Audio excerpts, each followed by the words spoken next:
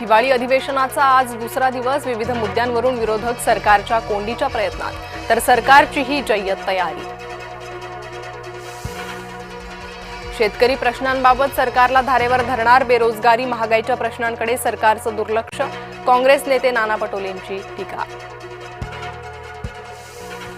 भाजप आणि शिवसेनेचे वेगळ्या विदर्भाच्या मुद्द्यावर वाजणार. वेगळ्या विदर्भाची भाजपला पुन्हा आठवण.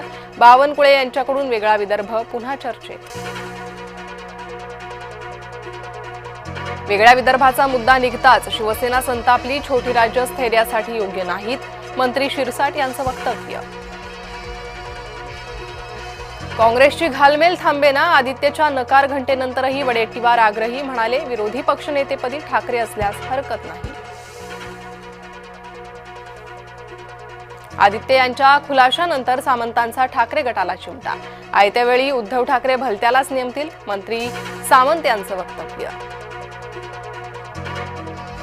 सलग 5 दिवसांपासून इंडिगोचा गोंधळ सुरूच. आज दुपारी 12 वाजता संसदेत उड्डाण मंत्री निवेदन सादर करण्याची शक्यता. सोमवारीही इंडिगोकडून घोळ सुरूच. देशभरात काल 400हून अधिक फ्लाईट्स रद्द.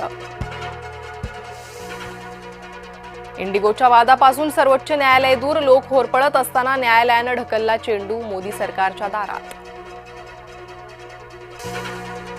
वंदे मातरमची काटछाट गांधी आणि रवींद्रनाथ टागोर यांना पसंत होती, पणजोबांवरील आरोपांच्या खंडनासाठी पणतीकडून बचाव. प्रियंका गांधींनी मोदींचे नेहरूंवरील आक्षेप फेटाळले. नेहरूंची काँग्रेस मुस्लिम लीग पुढे झुकली. वंदे मातरमबाबत पंतप्रधान नरेंद्र मोदींचा संसदेत हल्लाबोल.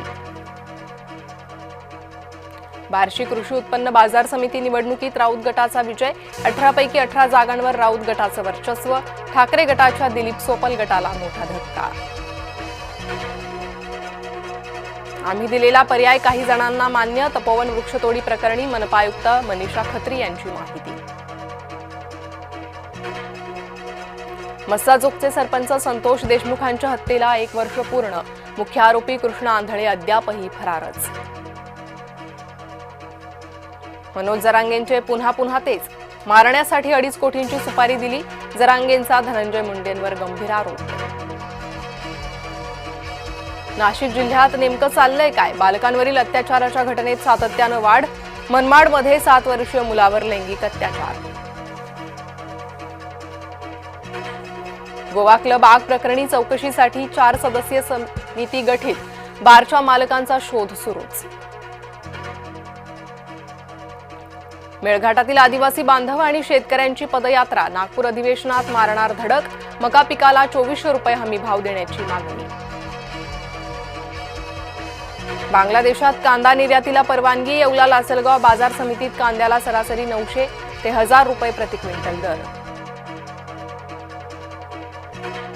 पालघरच्या ग्रामीण रुग्णालयात रुग्णांच्या जीवाशी खेळ. रुग्णांचा खाटांवर देखील झुरळांचा वावर. झुरळांच्या प्रादुर्भावामुळे रुग्ण त्रस्त.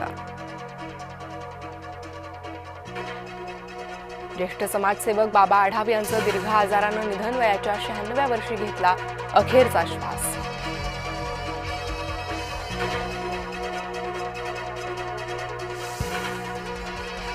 आजपासून T20चा थरार रंगणार. सूर्याच्या सेनेशी गुवाहाटीत दक्षिण आफ्रिका भिडणार.